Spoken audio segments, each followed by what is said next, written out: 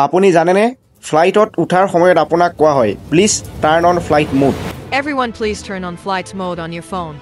কিন্তু কিয় যদি ফ্লাইট মোড অন নকৰে তেন্তে প্লেনৰ কি হ'ব পাৰে so hello' guys welcome back to another video' আজিৰ এই ভিডিঅ'টোত আমি আলোচনা কৰিম এয়াৰপ্লেন মোড বা ফ্লাইট মোড নামৰ ফিচাৰটোৱে কেনেকৈ এখন ফ্লাইটৰ ছেফটিৰ বাবে এক বৃহৎ ভূমিকা পালন কৰে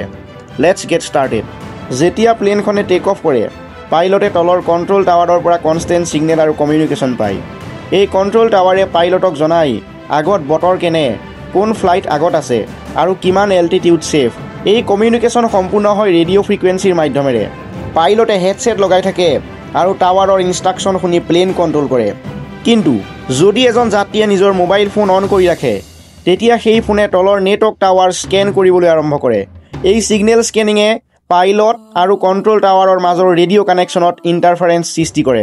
এতিয়া ভাবক যদি ফ্লাইটত থকা সকলো যাত্ৰীয়ে নিজৰ ফোন অন কৰি ৰাখে তেতিয়া পাইলটৰ হেডছেটত বাজিং ডিষ্টৰশ্যন আৰু কণ্টিনিউৱাছ ষ্টেটিক নইজ আহিব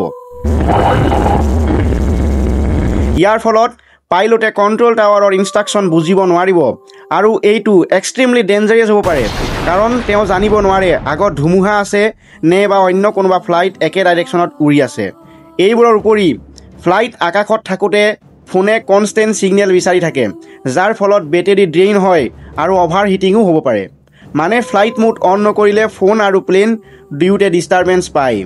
সেয়ে ফ্লাইট মোড এটা সৰু অপশ্যন হ'লেও ই ছেফটিৰ বাবে অতি গুৰুত্বপূৰ্ণ ফিচাৰ যেতিয়া প্লেন আকাশত থাকে ফ্লাইট মোড অন কৰি ৰখাটো এটা স্মাৰ্ট আৰু ছেফ ডিচিশ্যন সেয়ে ফ্লাইটত উঠাৰ পাছত ফ্লাইট মোড অন কৰিব নাপাহৰিব ছেফটি প্ৰথমে ছেলফি পাছত এনেধৰণৰ ইণ্টাৰেষ্টিং ভিডিঅ'ৰ বাবে আমাৰ চেনেলটো ছাবস্ক্ৰাইব কৰিব আৰু বেল আইকনটো অন কৰিবলৈ নাপাহৰিব থেংক ইউ